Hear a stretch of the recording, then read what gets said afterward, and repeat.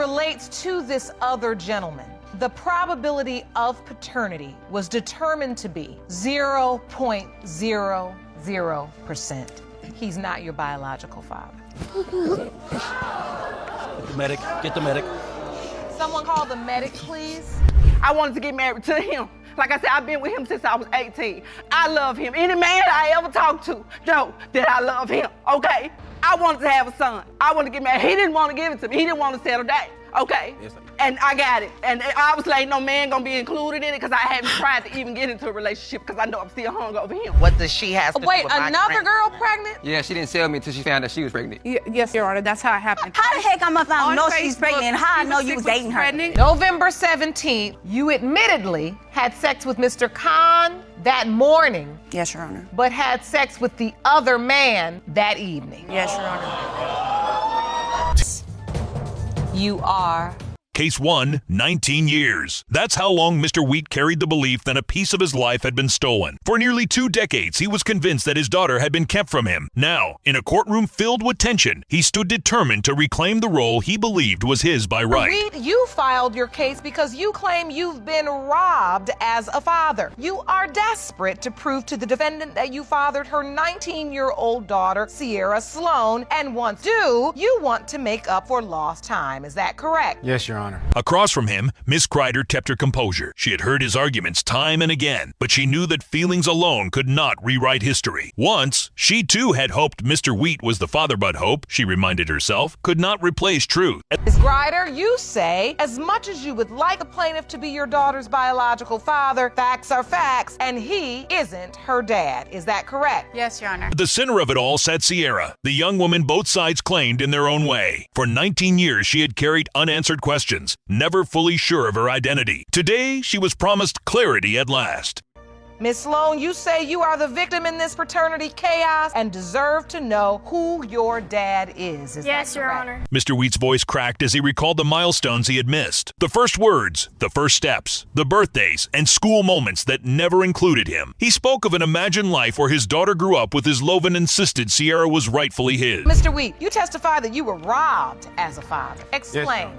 I believe she is mine, so I want her to make up for all the lost time so she can meet her sisters. And so what does it feel like knowing that you may have missed 19 years of your daughter's life? It's hurtful, very hurtful. But Miss Kreider countered with blunt honesty. At 19, she admitted she was careless and unrestrained, involved with more than one man. And in that chaos, 4 men emerged as possible fathers, not just Mr. Wheat. Ms. Kreider, so unfortunately, as much as you would like your daughter to be Mr. Wheat's biological child, you just say she is not. Right. Explain Your to Honor. the court why you are so certain. Because I was 19, I was young, dumb, and full of eggs, and I was doing me. One had lived with her at the time, another was a friend's introduction, and then there was Mr. Wheat, a fleeting encounter on a lively Texas night. The fourth, just another tangled chapter in her youthful choices. It was messy, but real. How many guys were you with during the window of time your daughter was conceived? 4. 4 different guys, and Mr. Wheat is one of them. Yes. So can you tell the court, how is it you were with these guys? One of them was my boyfriend. He was living with me at the time, and he went away. When the pregnancy came, she faced it head on. She told every potential father the truth, but only one man had shown up at the hospital, signed the papers, and raised Sierra as his own. And that man was not Mr. Wheat. So when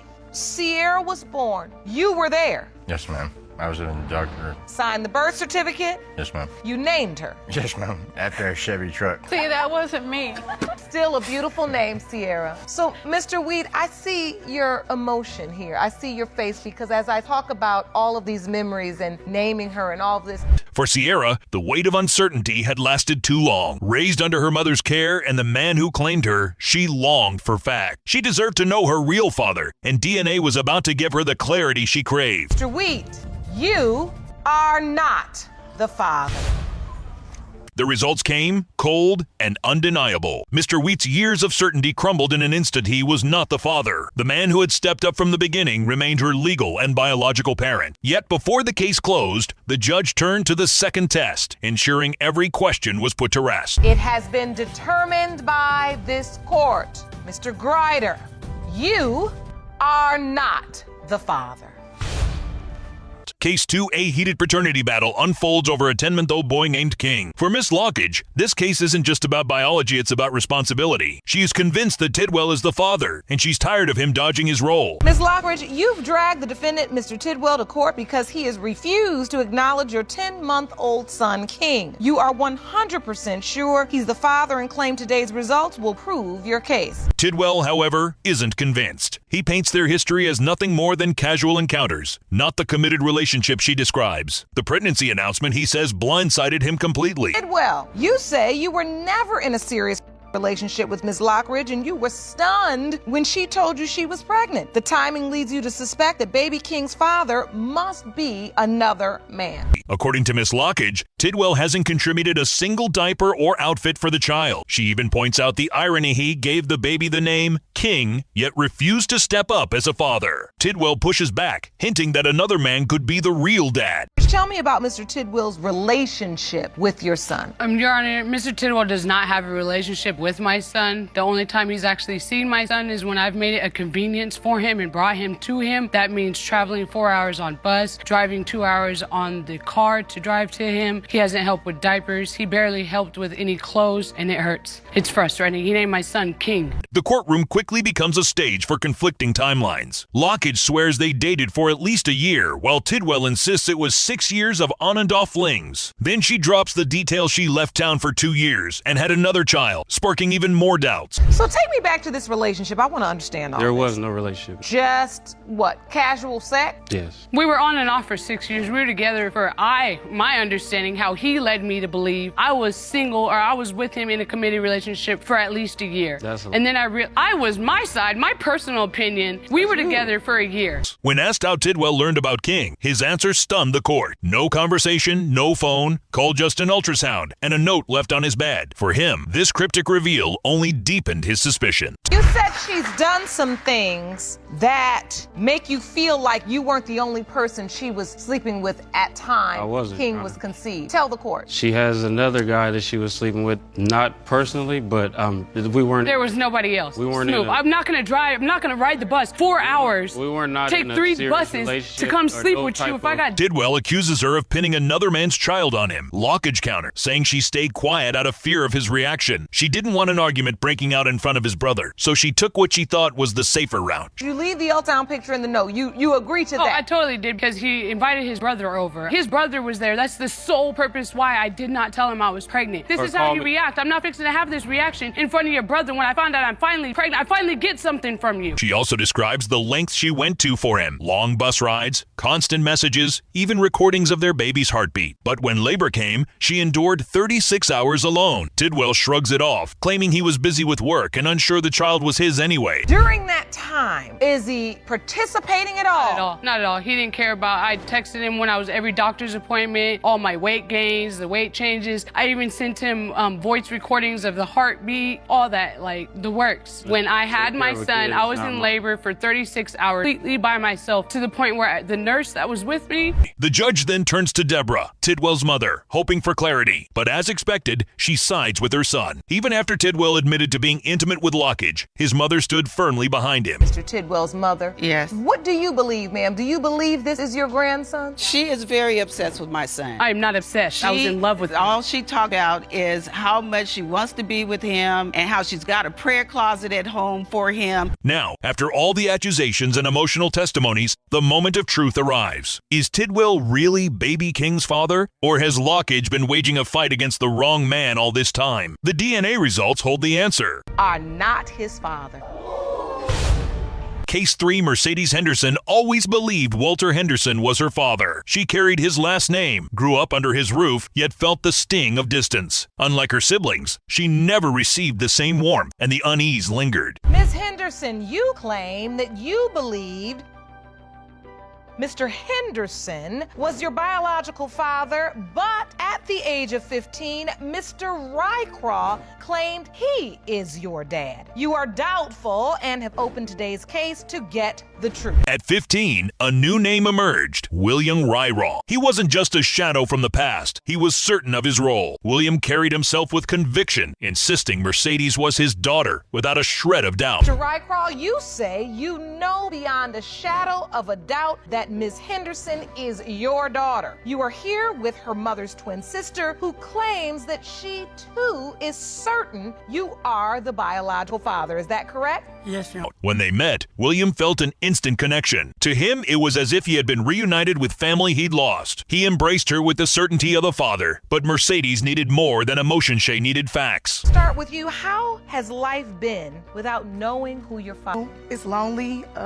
My kids, they want to know their grandparents. And my daughter, she tells me all the time, Mom, we're going to find your dad. So, you know, I'm just ready. I want to be close to somebody. I want to be close to them. Her Aunt Sharon, twin sister to her late mother, stood firmly by William's side. Sharon pointed out striking resemblances and recalled private confessions her sister had made. According to her, William was the true father, and DNA would prove it. And then just to know that my sister's resting in her grave and that my niece needs to know who her family really is. I mean, I just need to know too for sure so she can get a peace of mind so we can all move on.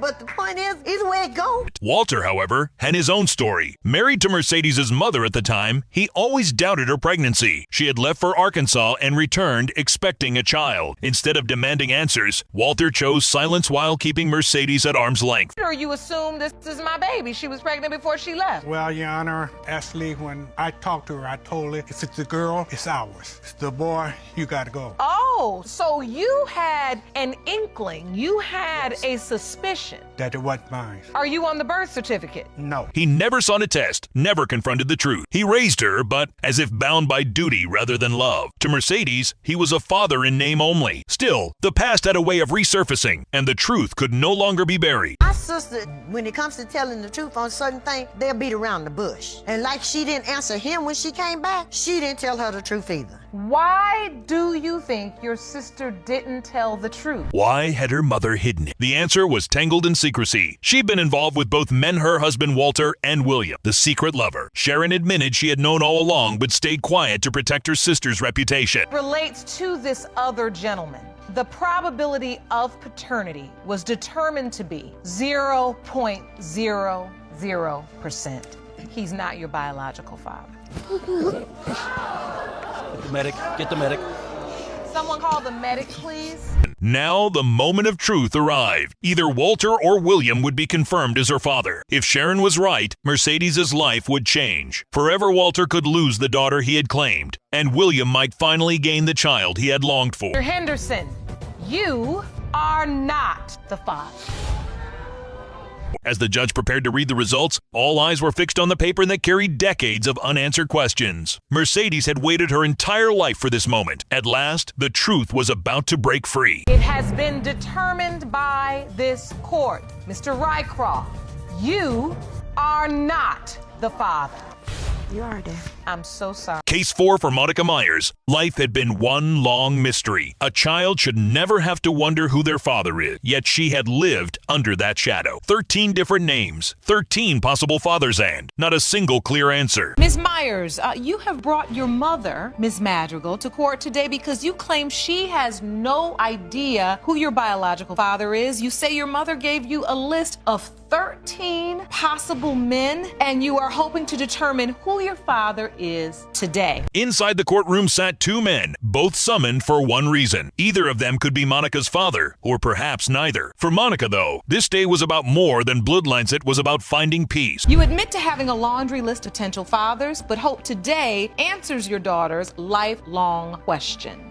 Now, Ms. Myers. Her mother, Samantha Madrigal, stood with an almost casual air, but Monica felt cheated, not just of a father, but of certainty. As a child, she had begged for answers and received only shrugs, jokes, or shifting stories. Circumstances that started your search for your biological father. When I was 13 years old, I had a father figure in my life, and he died at that age. And you know, when he died, I needed closure. I needed somebody to be there. Samantha's past was reckless, a blur of nights she never accounted for. She claimed the 13 names were exaggeration, but Monica didn't buy it. To her, those weren't rumors. They were men who deserved to know if she was theirs. Madrigal, as you're giving your daughter this list, and I do not mean this in a joking way, right? You couldn't narrow it down from 13? You know, the 13 that she's named it's like 13 ghosts, fabricated. What about Pick Any Man in Seattle?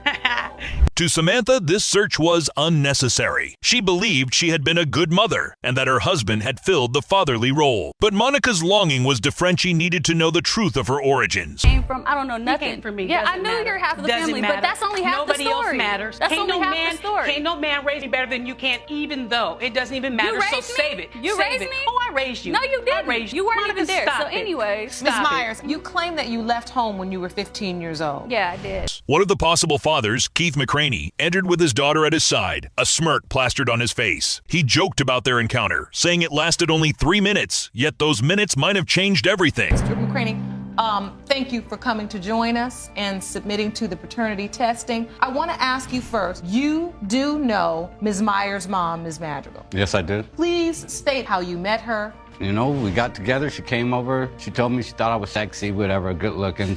Okay, we had sex. It was a 3-minute thing. Keith recalled how Samantha left his bed that same night and went to another man. He doubted Monica could be his child, but DNA had the final say. For him, it was an inconvenience. For Monica, it was life-defining. I couldn't believe it, 3 minutes. I understand it doesn't take that, but... So you don't take 2 seconds to get pregnant? It was your 3 minutes of fame that had gotten her there? Well, where, Your Honor, I not how it also happened. found out, Your Honor, that when she left my house... The other man, Derek Smith, carried himself with quiet seriousness. No mocking, no dismissive attitude, just a willingness to face the truth. Monica, who had clashed bitterly with Keith and his daughter, wondered if Derek might be the father she longed for. Picture on Facebook with you and your mom talking about, oh yeah, well, is this person my dad and blah, blah, blah. I did that because I wanted people but to see. If he's such a bad guy, then why would you even put him on Facebook and say, oh yeah, well, is he my dad? Her feelings toward Keith were clear. She despised the thought of being tied to his family. She recalled how they had mistreated her when they assumed she might be his. Now she prayed the results would point elsewhere. But the envelope was on the judge's desk, ready to shatter every doubt. That Mr. Smith, you are not Monica's father. I never thought I'd have to hear that. I still love you, though. It's okay. When it comes to Miss Monica Myers, Mr. Keith McCraney, it has been determined by this court that you are the father. There it is. Case 5. What began as a paternity hearing quickly transformed into a battleground of emotions. A worried mother stood on one side, firm in her belief that her daughter's choices made Mr. Boyce's claim impossible. In her eyes, her daughter's reckless life made paternity uncertain. Today we have the case of Co v. Co, mother versus daughter. Miss Co, you say you're here today because your daughter is an out-of-control teenager and she needs help. Furthermore, you claim that you have serious doubts that your daughter's boyfriend, Mr. Boyce, is the father of your 7-month-old grandson. On the opposite side sat her teenage daughter, stubborn and unyielding. She clung to her truth that Mr. Boyce was the father of her child. And then there was Mr. Boyce himself, unknowingly waiting for a revelation that could break his heart. You say Mr. Boyce has been a good father to the baby, but that your daughter has numerous sexual partners. The courtroom rang with accusations. The daughter admitted to poor decisions, but insisted she was sure about one thing. Her baby was Mr. Boyce's. To her, her mother was just a disruptive force, interfering where she wasn't wanted. You have also petitioned the court to demand that your daughter attend parenting classes. Now, Ms. Co, you dispute your mother's claims. You say you are positive that Mr. Boyce is your baby's father and say today's result of the paternity test will prove your mother wrong. But this case wasn't just about DNA. It was years of mother-daughter conflict bubbling to the surface. The mother accused her daughter of recklessness, claiming she invited dangerous men into her home with no concern for safety. A police officer, not once, but twice. Hitting a police officer. She punched a police officer twice. I get the phone call, go up to the school, I get there. I was thankful that I knew this police officer. He looks at me and he says, "This is your daughter?" The daughter fought back, accusing her mother of abandoning her. She said her mistakes came from neglect and a lack of guidance. But the mother denied this, pointing instead to her daughter's desire for a wild, carefree life. My mother and her girlfriend just jumped on me. You come mess them up. I said her girlfriend just jumped on me, and I did have somebody come over there. She made that phone call. Them guys loaded up. They came to my house. They bust out every window. They busted out my car. They destroyed my house. This was 1 week before I was That's your car? That's my car. Now with a baby in the picture, the mother wanted order. She argued that her daughter's actions made paternity doubtful and insisted on finding the truth. To her, this wasn't about punishment, it was about responsibility. I went over to my best friend's house and he was there. So now, what I believe, and you can tell me if I'm right, Mom, you're worried now about this cycle repeating itself. Exactly. Mr. Boyce, meanwhile, had done everything a young father should. He supported Xavier, cared for the baby, and carried himself with pride. But as the judge prepared to open the envelope, he realized his future hung in the balance. You don't have to feel ashamed about that. I was there for you. You worry for your baby. You don't want your baby to have to grow up and feel the things you felt. What are your hopes for your son? What do you want for him? I just want him to have both of his parents. And I don't want him to grow up like I did, and I don't want him to run the streets like I did, because I don't want him. The judge reminded them all of the facts. The mother had always warned that a test was needed, while the daughter confessed to one mistake with another man. Still, she swore with every breath that Mr. Boyce was the real father. The paternity of this particular child, but we also know that this child is very important to you. Yeah, he really is. Am I correct? Yes. Please tell the court about that. I feel like from the beginning I knew it was a possibility, but at the same time, you know what I'm saying, he made me grow more, you know what I'm saying, since he been around. Because my mom, she passed away. And silence fell as the envelope opened. The mother sat upright. The daughter clutched her hands, and Mr. Boyce's heart pounded with hope. Then came the words, Mr. Boyce was not the father. I'm really, really proud of you. I really am. I want you to know that. And you know who else is? And as, you know, as much of a stand-up man, you know, you're being in this decision, in this situation, I should say, you're being a really mature individual. His face went pale, his body rigid with shock. He had poured his love into this child, only to discover it wasn't his. It felt like betrayal, like the ground had disappeared beneath his feet. He did you. Ms. Coe, but you have told this court that you think it could possibly be Mr. Boyce or maybe someone else. Okay. Let's go to the results, okay? Jerome, do you have the results? There you go, Your Honor. The mother exhaled sharply, feeling vindicated. The daughter's certainty shattered, her world crumbling with the truth. And as the judge delivered the final words, the reality stung. Careless choices had consequences. Lies left scars. And one innocent child was left to grow up asking the hardest question of all. Who am I? Mr. Boyce, you are not the father. Case 6. The courtroom was overflowing, tension clinging to every breath. Bishop House, a respected man of faith, now stood accused of fathering a child that could tarnish his reputation. Across from him, Miss Webster faced judgment too, her truth tangled between multiple men.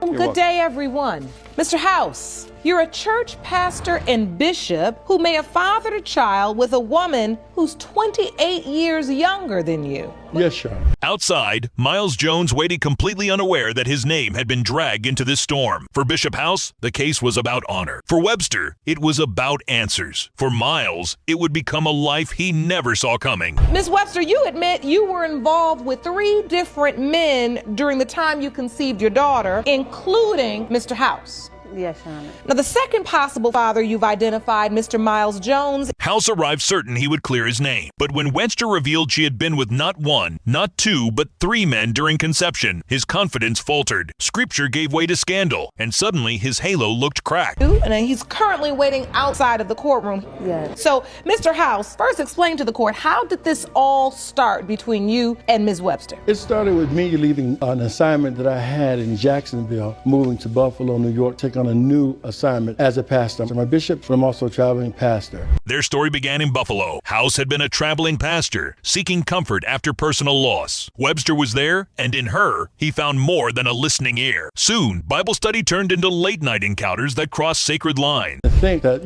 maybe in the right atmosphere, we could probably, make a relationship and go a little bit further as time went along. So, Ms. Webster, please tell us a little bit about the relationship as you saw it. We met through my aunt. The second man, Miles Jones, entered the picture differently. She said they met in church. He swore it was a fast food counter. Small detail or not, in court, contradictions mattered. Unlike House, Jones believed their time together meant commitment. Met her at a fast food place. She's saying you all were at church, but regardless, you decided to be in a sexual relationship. Was it more than a sexual relationship? No, or just a hookup. It was just a hookup. It was a booty call. And you agreed with that it was just... Not only with me, but 3 other people it was as well. Just... While Jones courted Webster with affection, flowers, and devotion, House admitted his role was nothing more than physical. A casual hookup, as he put it. But both men had no idea they were sharing more than just conversations with Webster. Jones? Mr. Miles Jones. All right, we are here with Ms. Webster. And of course, we are discussing the paternity as it relates to little Emilion. Yes. So was this a relationship or was this just casual sex? What were you guys doing? It was, at first it started off as casual sex for about...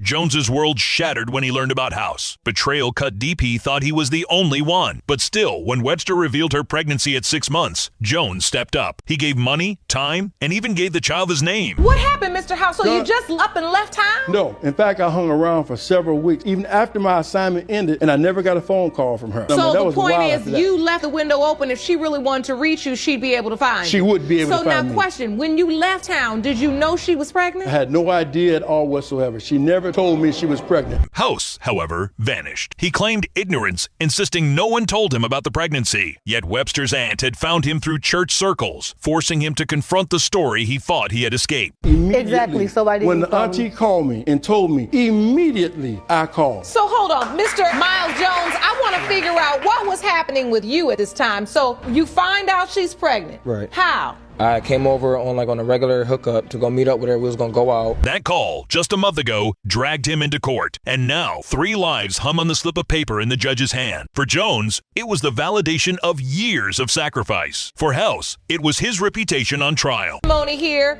you said she told you you were the father. Yes, when I asked her, after she told me she was pregnant, I said, well, do you think I'm the father? She was like, well, you are the father. That's why I'm telling you. Because that's a lie. When I told him it was a possibility, and when I had her, he was there. He even wanted me to give her last name, and he even wanted to sign the birth certificate. I have the information. The judge read the results. Miles Jones was the biological father of baby Emmeline. The courtroom fell silent before erupting. Relief washed over Jones, mixed with heartbreak for the deception he endured. He had suspected, but hearing it was different.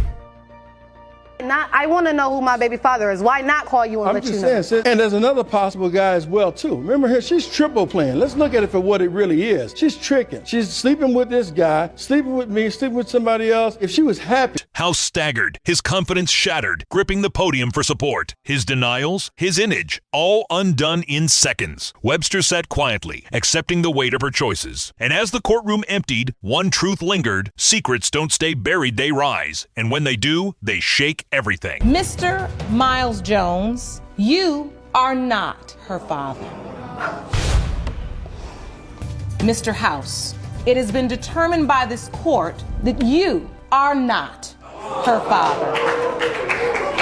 You're certain that you are not her father because you claim her mother was unfaithful and you have... Yes, my name may be on there, Your Honor. However, it's on there because the state put it on there. Yes, but that was against my objections. Case 7 in the U.S., the law can be unforgiving when it comes to children born inside a marriage. No matter what the DNA reveals, the husband is considered the legal father unless he acts quickly to challenge it. And if he doesn't, child support and responsibilities are his until adulthood. That's one of the reasons why I let Mr. Ayers go ahead and adopt her, because she did deserve to have a father. It's not her fault who her mother is. So you were married to her mother? Yes, Your Honor. And you served in the military? Paternity court never runs out of shocking twists. It's not just ordinary cheating, it's cheating in the most outrageous ways. In this case, we're talking about a threesome scandal. Yes, not one partner, but 2 others involved. And somehow, it gets even messier. Your daughter's biological father. Your Honor, Mr. McBain, you and I were married. We were living in the same place. Yes, and I worked a lot. And you were there. I was in the United States Coast Guard, Your Honor. The accusations pile up fast. Mr. McBain claims he can't be the father because because he was sterile. But how can that be if he later had children? He then tries blaming stress for temporary sterility, but that excuse raises eyebrows everywhere. About 3 months straight, and went back home. As I'm walking across the living room, I look over and there's a pair of boots and a coat on the floor, and a coat on. Your Honor, those were his boots and his coat. Arguments over clothing, boots, and coats only add fuel to the fire. MC Bain insists his wife betrayed him, while she denies everything. Both sides sling accusations, but the real question lingers: who fathered the child? And then the talk of threesomes explodes into the courtroom. Threesomes at all. It was because Mr. McBain had asked for them. That you were cheating, but you said you were cheating after Ms. Robertson was already conceived and born. Now, earlier you said... In a surprising twist, MC Bain admits he was part of those threesomes, saying he only participated to satisfy his wife. Meanwhile, Miss Graham confesses to sleeping with other men, but insists it was after she was already pregnant. The contradictions are staggering. McBain, you truly believe this other man could potentially Miss Roberts' father? Yes, I do, Your Honor. Why? Well, between the Coast Guard telling me I was sterile and the fact that the man's Hawaiian, he's Samoan.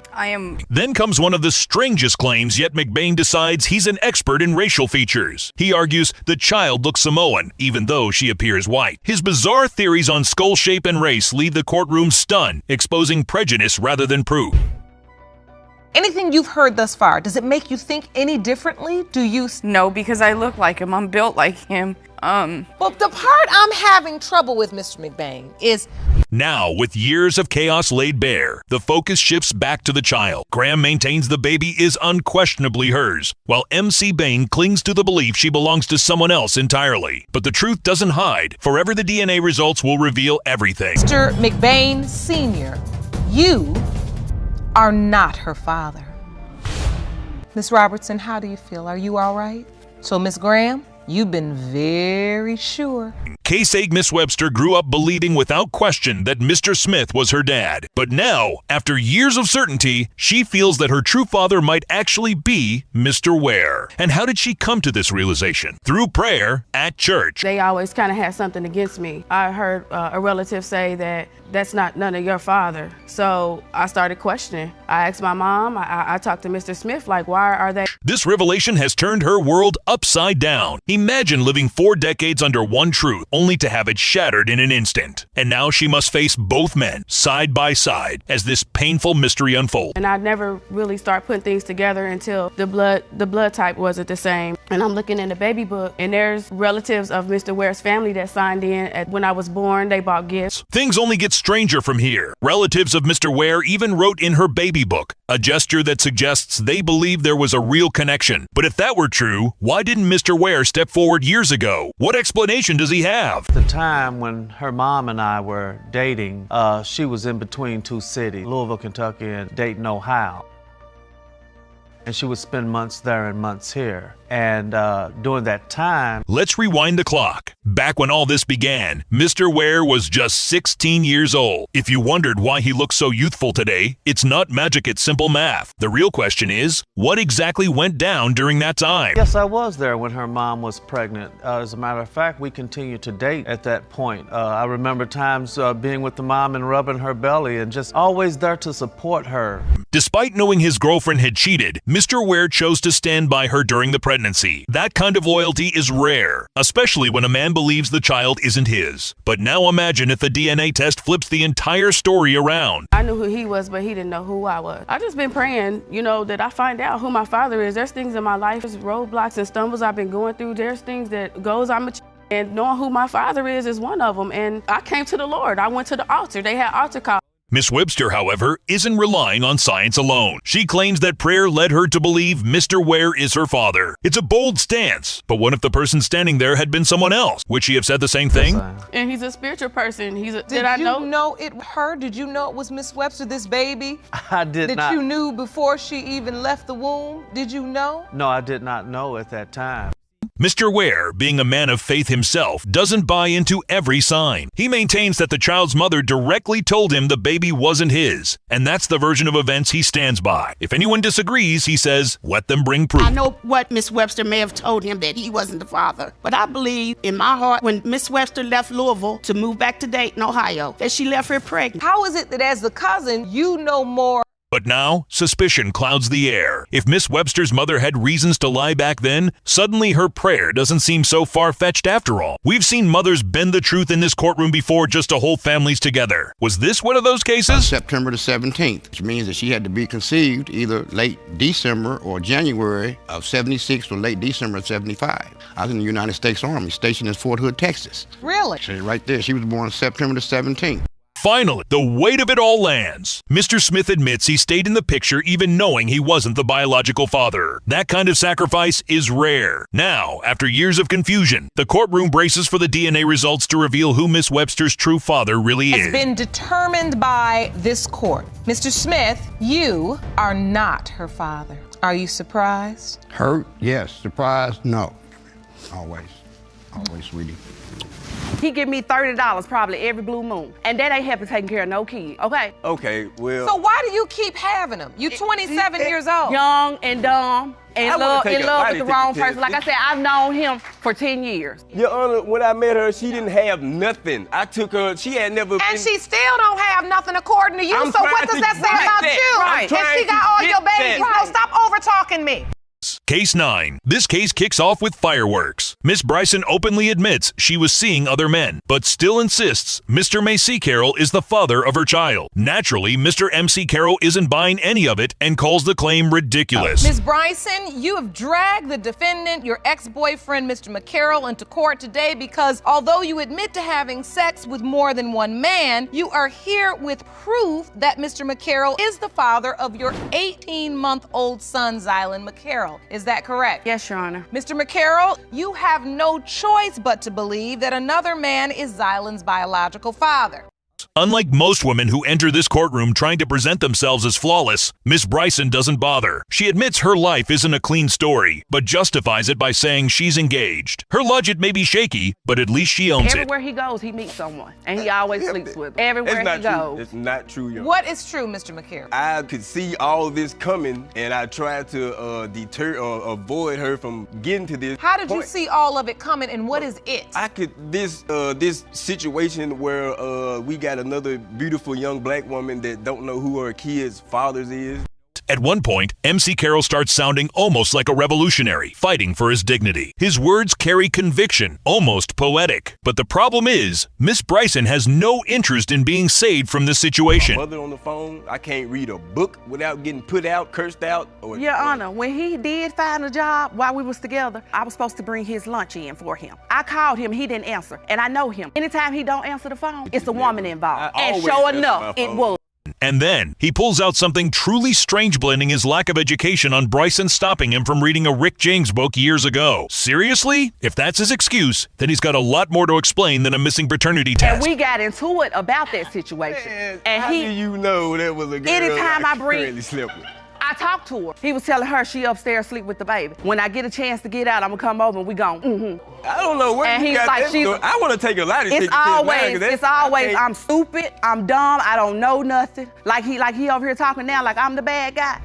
Next, the blame game explodes. Both of them cheated on their partners with each other, but neither wants to own up to their part. Bryson claims MC Carroll can't control himself, while MC Carroll insists she keeps opening the door for him. He came over. I asked the guy that I was in a relationship with, could I do his hair? He said yes. He came over and was flirting on me, touching on me. Every time we speak on the phone, I try to call and let him talk to the kids. Every time that we speak on the phone, time, really? Every time. He always flirts. I never, ever cheated on him when we were together.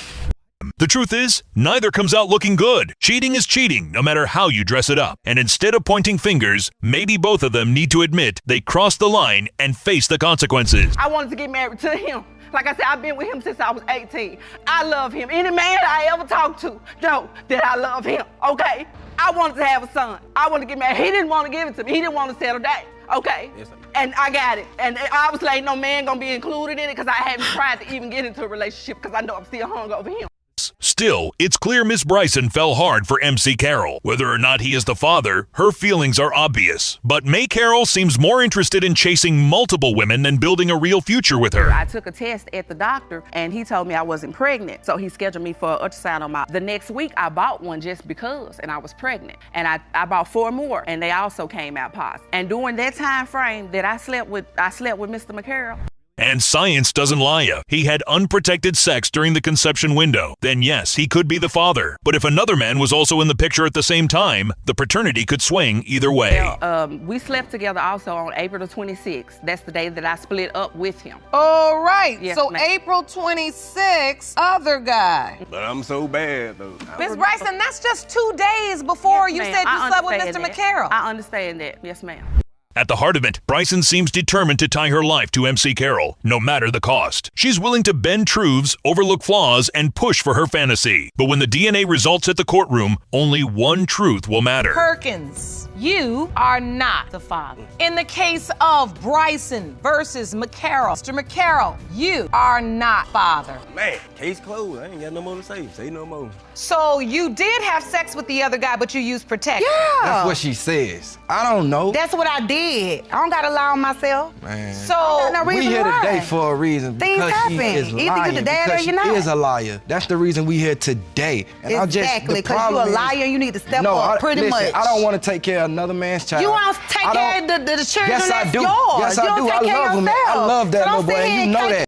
Case 10 from the start. This case is already messy. Ms. Harris says her 15-year on-and-off romance with Mr. Sterling gave her a child, and now she wants him to step up. But Sterling insists she once told him the baby wasn't his, and now he's washing his hands of responsibility. Miss Harris, you say you're not going to raise this baby alone? Yes, Your Honor. Basically, Mr. Sterling needs to step up and take care of his baby that he knows is his. You know, I'm not going to do this by myself. So I'm here because I want to prove paternity to him that this is his child. Sterling claims his doubts didn't come out of thin air. According to him, Harris repeatedly told him the child wasn't his during heated arguments. But that's just the surface one. Lies underneath this case makes it even more complicated. But he wasn't doing nothing before the bell got rung about him not being the So father. you're saying even before you said this, he was not stepping up to the plate. And he was cheating the whole time I was pregnant. He That's was a cheating negative. before That he is a cheated negative. the whole That time. is a negative. And he's lying. This isn't about cheating or relationship drama, it's strictly about paternity. Sterling says words aren't enough, but there must be real reasons for his suspicion. So, what exactly made him so sure the child isn't his? Let's dig deeper. So now, the first date on this calendar says that the doctor's appointment was on March 21st, and the doctor says that Ms. Harris is 6 to 8 weeks pregnant, and you had sex on Valentine's Day. So now, if we count back 6 to 8 weeks, 1 week, 2 weeks, 3 weeks, 4 weeks, 5 weeks, 6 weeks, 7 weeks, 8 weeks. That is the last week in January.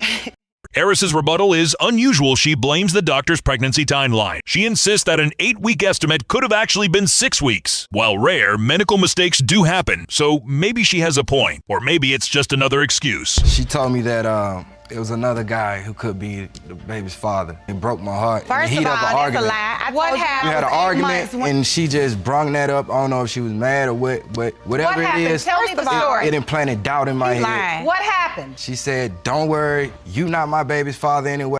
Now, things take a darker turn. Sterling argues that the original doctor's estimate perfectly lines up with someone else being the father. If his timeline is accurate, Harris's story may be falling apart, but the twists don't stop Ms. there. Harris, did you have sex with another man 2 weeks before you had sex with Mr. Sterling? It wasn't on the 2 weeks. 14th? It was like 3 weeks. It was like not even 3 weeks. So it's 2 to 3 weeks before you were intimate with 100. Mr. Sterling. You were intimate with another man. Yeah.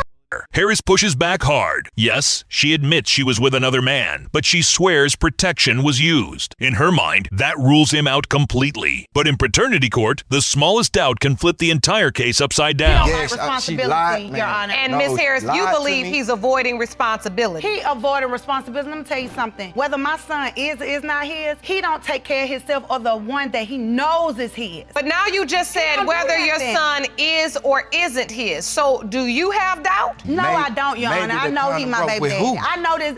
At this stage, it feels less like a paternity trial and more like a relationship meltdown. The bitterness between them is so raw, you wonder if it's healthier for the child if Sterling isn't the father. But that isn't something the court decides. He was there when I delivered my baby, Yes. along with flirting and cheating on me throughout my whole pregnancy. He was at the hospital flirting with nurses, and I'm about to get to fighting because Your I'm Honor. like, you not finna Your try Honor. me like that, Your right? Honor. Harris then makes a damning point. If Sterling didn't believe the child was his, why cut the umbilical cord? Why sign the birth certificate? His actions scream belief, even if his words say otherwise. Now, the spotlight is on him. Like at the 8 months when we got into it over the argument, I thought it was just because she might have been mad. Maybe she did just say this out of the side of her. You cheated, you lied, and you wrong. Whatever. So maybe she did say this out of just spite, you know what I'm saying? So when she had the baby, I still was there. And here's the kicker: Sterling had all this evidence long before the baby arrived. If it wasn't enough to sway him then, why is it suddenly convincing now? Only one thing can settle this mess: the DNA test results waiting at the end. You are the father. Exactly. So what you got to say now, You are his father. All this next. See, you know, we got to leave here. You know that, right? Twins running my family. Taylor, Rose is not. Well, every child born in a family that has twins won't be a twin. Well, I know my sister didn't have any twins. I know I will be the one to have twins. Taylor Rose is not my child. Where are you getting this information from, Mr. Scott? It's what I know. How do you know it? From my family history. Case 11, well, according to Mr. Scott, his family tree only produces twins, so Taylor can't possibly be his. Sounds ridiculous, right? Miss Graham isn't buying. Ichi's here to prove once and for all that he is the father. And that's where the fireworks begin. Basically, we're planning a wedding, and we're getting in arguments every day about the paternity. He knows he's the father. He's new since I've told him several times that he's the father, and he still tries to deny it. And I just want this resolved today. Mr. Scott seems to think he's running a homegrown science lab, pointing out facial features and comparing noses. Meanwhile, Miss Graham looks more focused on her dream wedding, even though it hangs by a thread. Honestly, this marriage looks doomed before it even starts. I don't want to So move on if with- Taylor's not your biological child, you're not getting married. Hell no. Excuse me. Oh. That's news to you. That's definitely news to me. So, Miss Graham, you admit this is an on-again, off-again relationship. Yes. Their relationship status doesn't seem to matter much. They're together, apart, back together, and still sleeping with each other. Now the wedding depends on DNA results, which makes this case feel less like a love story and more like a soap opera. We had sex for about a week nonstop. He knows exactly which weekend I'm talking about. Your Honor, that's It's like after I got pregnant, like I said, he just flipped That's not the true, Your script. Honor. Were you engaged during then? Yeah, no, we were engaged before then. Scott argues the math doesn't add up. If the pregnancy was 6 weeks along when they had only been reunited for 2, the child can't be his. But Graham fires back, saying they were still intimate even during their off period. So, does the timeline really matter? I didn't say anything to her about the paperwork until she approached me about being pregnant. So what happened when you approached him, Ms. Graham? What did you say? I approached him because this was like my first time being pregnant. This is my first child. So of course I was a little scared. I didn't know what my options were. So after I told him, I'm expecting him to be excited. And he just, oh, that's not my child. Like, it was just like a big mess. But here's the kicker: if he truly doubts her, why is marriage still even on the table? After all the back and forth, how did they even circle back to planning a wedding? Clearly, something doesn't add up in this story. During the pregnancy. We just separated before the pregnancy. We got back together. We were always on and off again, so the timeline is a little sketchy, but we did break up several times. But the bottom line is we never stopped having sex throughout this entire thing. Your Honor, ask her this.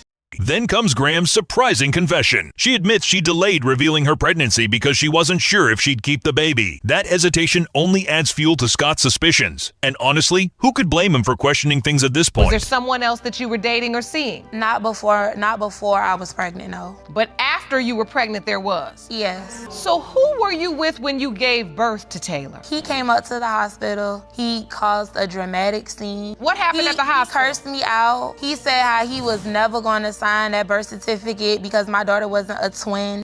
And it doesn't stop there. Scott apparently stayed absent through the pregnancy, but still made a dramatic appearance at the hospital, causing a scene. If you're not going to step up as a father, at least don't add chaos to an already fragile situation. I really feel like he came up there. She didn't even call and tell me that she was in the hospital and had the baby. I didn't want that stress. I had to find out from someone else. I did not want that stress, and I was right. What stress? I was right. He came up there and he did every single thing that I knew he was going to do, which is why I did not call. Here's the golden rule of paternity court. Never tell a man he's not the father unless you're ready to deal with the fallout. Graham's words planted seeds of doubt, and once they're spoken, they can never really be undone. And this case, it just spirals further. Testimony, Mr. Scott, that Ms. Graham has said to you in your face, you are not the father. Yes, plenty of times. Plenty of times. Yes, plenty of times. Do you have any evidence to show this? Any evidence of your doubt? Yes, I was paying daycare. This one particular day, her mom could not pick up Taylor, so she called and said, hey, could you go get Taylor? And I was like, sure. So I goes and I get Taylor.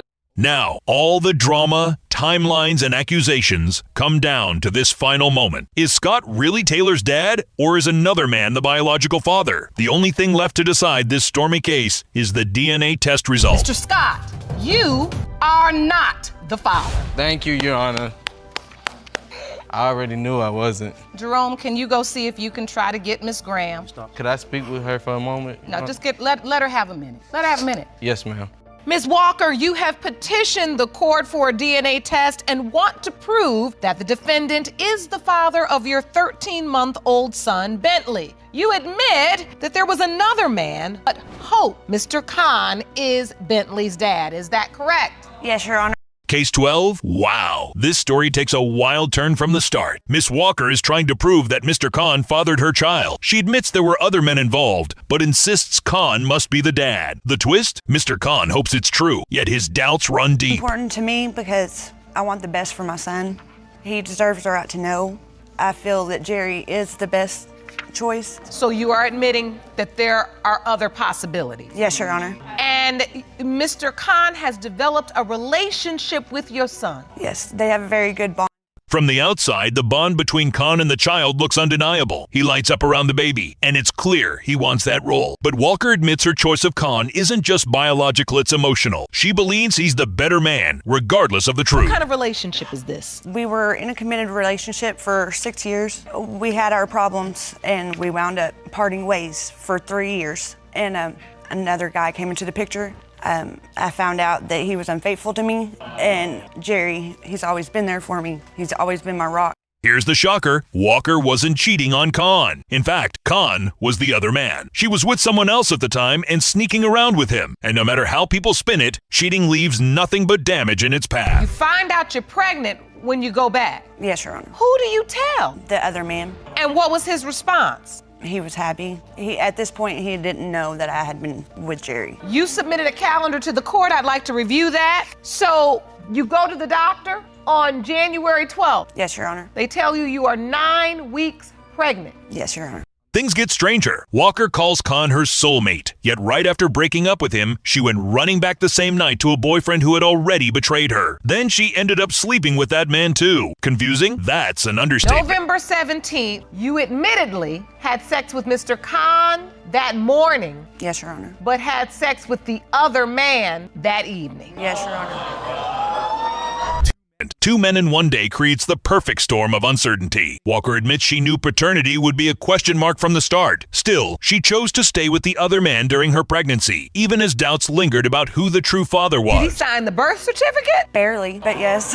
He almost missed it.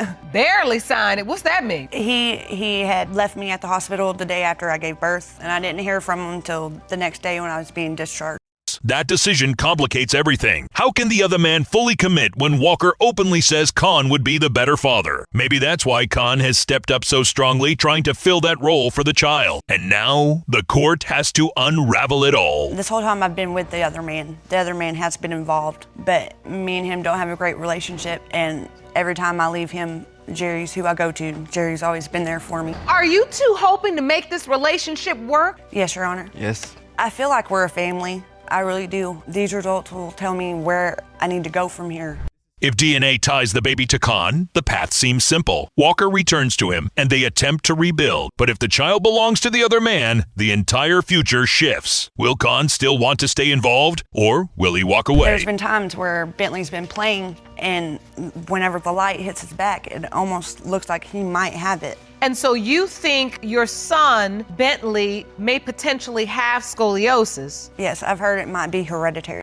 Walker clings to any shred of proof that Khan is the father. She even points to the child's health issues as evidence. But science doesn't bend to preference. Emotional choices can't override genetic reality. The judge knows this too well. So let's back up just a little bit. Scoliosis is the sideways curvature of the spine, which is abnormal. It's the most common spinal malformation that happens in children. We start screening for this in children around 2nd, 3rd grade when they start doing sports. So at his age, it would be very difficult to diagnose. Finally, the case boils down to one unshakable fact: the DNA test. Health conditions, emotions, and choices aside, only that result can reveal the truth. Is Khan really the father, or does the title belong to someone else? The answer is seconds away. Khan, you are not the father. I'm very sorry.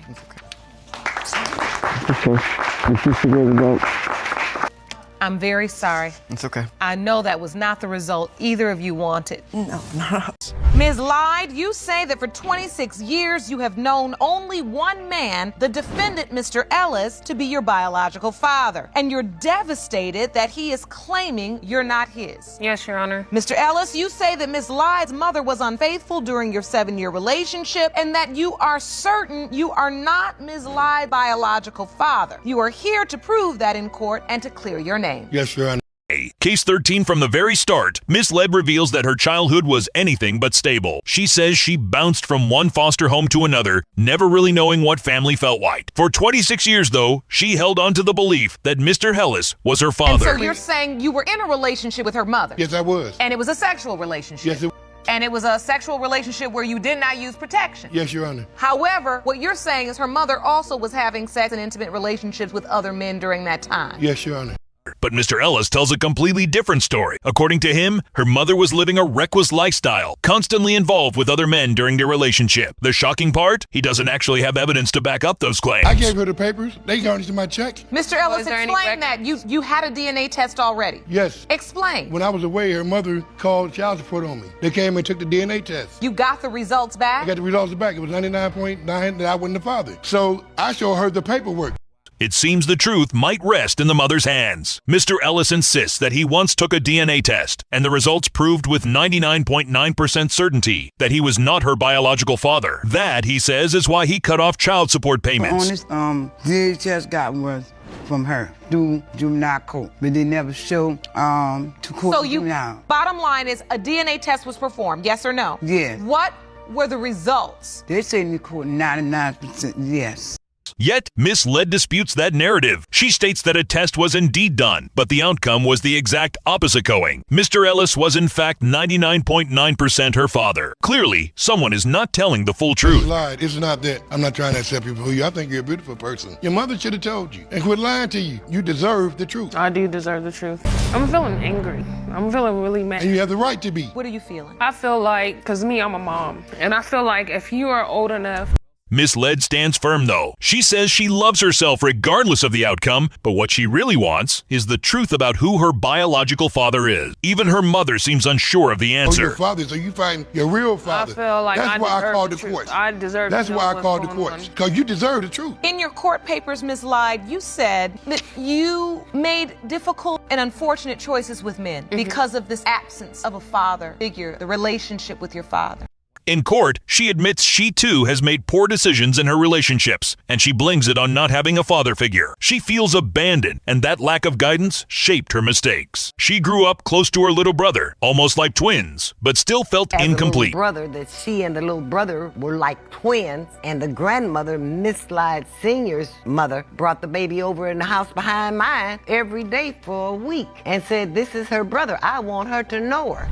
The judge now has more to consider as Mr. Ellis's mother takes the stand. She claims Miss Led doesn't resemble her family at all and admits she has never personally seen any DNA test results. Her testimony only adds more doubt to the situation. She already built the hate in her heart for me from the day I was born. Like every situation I have seen her has been trouble. Like I've seen her on a trolley when I was 10. I don't know if you remember. You were 16. And I saw her on a trolley where we used to live at, and I approached her.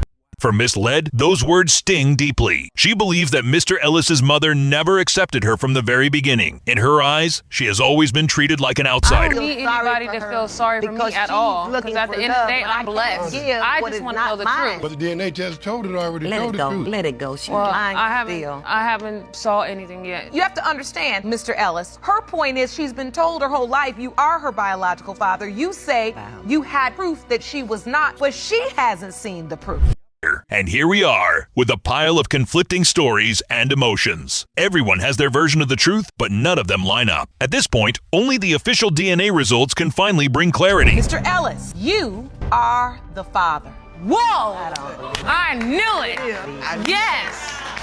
Case 14. This case shines a light on the struggles of young parenthood. Miss Jones walks into court alongside her mother, demanding recognition for her child. She insists the DNA test will settle everything and finally hold the defendant accountable. Ms. Jones, you and your mother say you are tired of the defendant's denial. He's the biological father of your 6-month-old son, and once the DNA results prove your claim, you demand to be reimbursed for Baby Lyric's child care expenses. Is that correct? Yes, sir. When asked about the situation, Mr. Houston shocked everyone by saying he doesn't even think for himself. Miss Jones says that immaturity was exactly why she left him in the first place. He never knew how to make his own decision. She was getting confronted of cheating on me.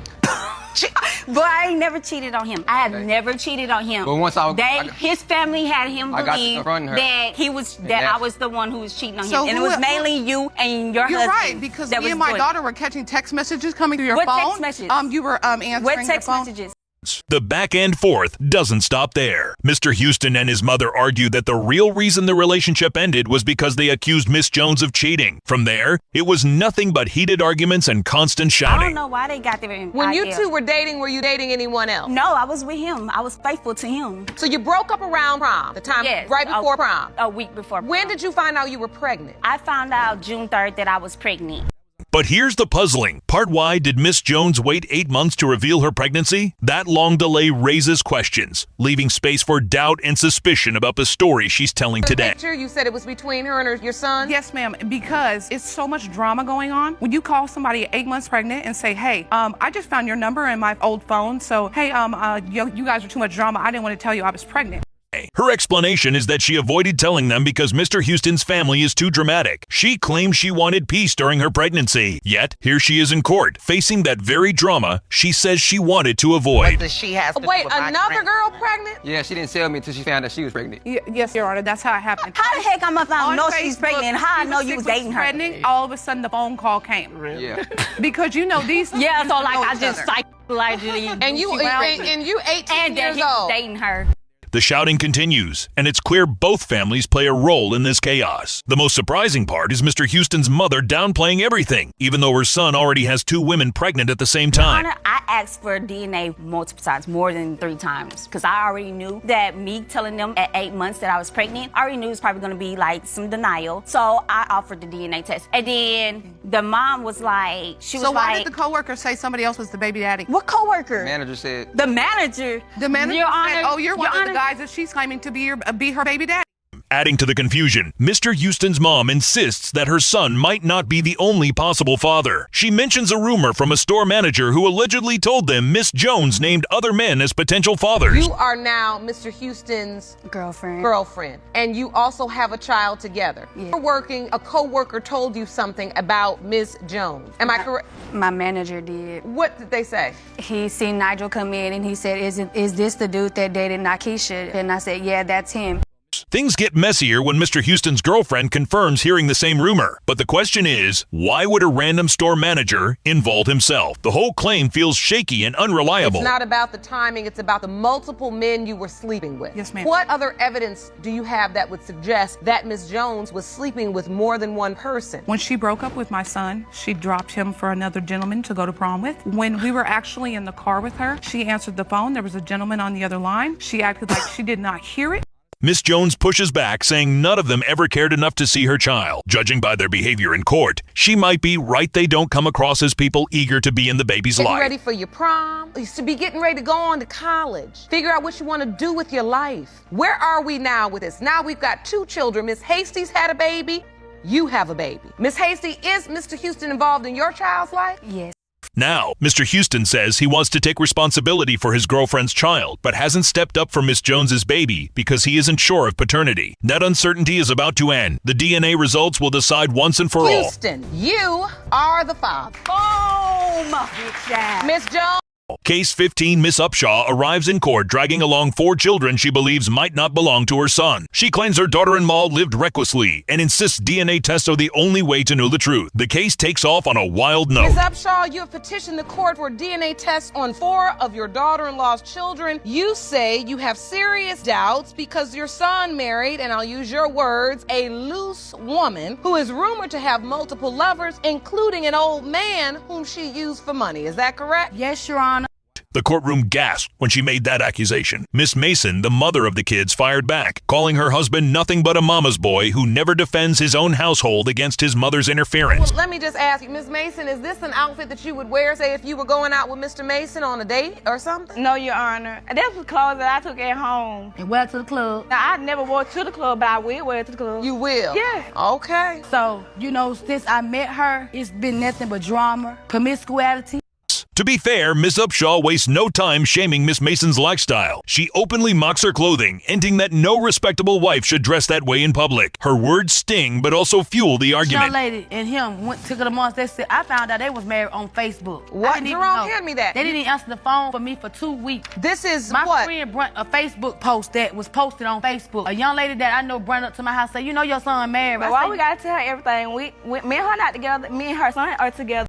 Then, things get stranger, mister. Upshaw apparently got married without even telling his mother. Miss Upshaw insists that she had every right to know. She believes being left out of the marriage was disrespectful and unacceptable. I want to take care of my kid, I want to be there. That's all I want to do. So, Mom, you shaking your head because you don't believe that these children are his. Your Honor, I give the twins the benefit of the doubt of being my grandkids more than I do any other. Let's start with Caleb. Yes, ma'am. I want to start with Caleb. Yes, ma'am. Her wildest claim yet comes when she says little Caleb doesn't look like her son at all. She even suggests he might belong to an older man Miss Mason once had dealings with in exchange for money. The crowd could hardly believe their ears. You had some older man that you were in a relationship with, and I want to be clear because she says sleeping with an old man for money. Now, I want to make sure I'm clear. Were you dating an older man? No, he was just a friend. So you're denying that there was ever a sexual relationship with the older man, or was there? No, there was a sexual relationship. Yes, it was. Oh, okay. Mr. Upshaw admits he's aware of his wife's past with the older man, but still feels strongly that the boy is his child. For him, the accusations from his mother are nothing but attempts to ruin his marriage. I gave her the benefit of the doubt because twins runs on his daddy's side of the family. His daddy brother got a set of twins, and his grandma and sister got a set of twins. So I gave her the benefit of the doubt. Then somebody come telling me this other guy baby. And I did all this for myself, and they're my babies. I love them twins. Emotions rise when Miss Mason talks about the twins. She explains how much she's bonded with them and says losing that connection because of a DNA result would absolutely break her heart. The twins come from the mother producing too many eggs. So she releases a bunch of eggs, the sperm's there, they make 2 babies. As far as the father of the baby's concerned, he can bring nothing to the union with the mom to make twins at that interaction. So they can be in his family. He could pass it on to grandchildren, but he could not cause her to have twins. But science comes into play. An expert called in by Judge Lauren explains that twins are determined by the mother, not the father. That statement unsettles Miss Upshaw, who had been convinced otherwise. Traumatized, like, she's just very fake. Like, she's very fake. Let me tell you something, y'all. Both of them fake. I'm gonna keep it like that. Both of them fake. I'm just sick and tired of it. It's just like, I'm not with the drama. I'm not with it. I'm just ready to get the DNA test over with. All 4 of mine. I'm gonna do what I gotta do. Take care of, be in that life. By this point, the cracks in the marriage are obvious. Mr. Upshaw seems exhausted, torn between his wife and his mother. He says all he truly wants now is clarity whether the kids are his or not. Listen, there's one more baby. Yes, ma'am. Brooklyn, 1 month old. Beautiful little girl. You have doubts surrounding the paternity of Brooklyn as well. Ma'am, young, this is my first time ever seeing that little baby right here. You've never seen her? Never. No. Never. No. Then you never saw her either? Did you have it? Ain't say me, I'm talking about mom. Did you ever have an opportunity to see her? On my way, the day when I talked the show and I had talked to someone who about the show, my son had talked to her. I got on the train, I was going downtown. Finally, the biggest twist, Miss Upshaw admits she is meeting one of the babies for the very first time in court. Secrets have piled up, the tension is unbearable, and now all eyes turn to the DNA results for the final truth. Mr. Mason, you are the father. Are you ready for the next result, Miss Mason? Yes. When it comes to 1-month-old Brooklyn Mason, it has been determined by this court, Mr. Mason, you are the father.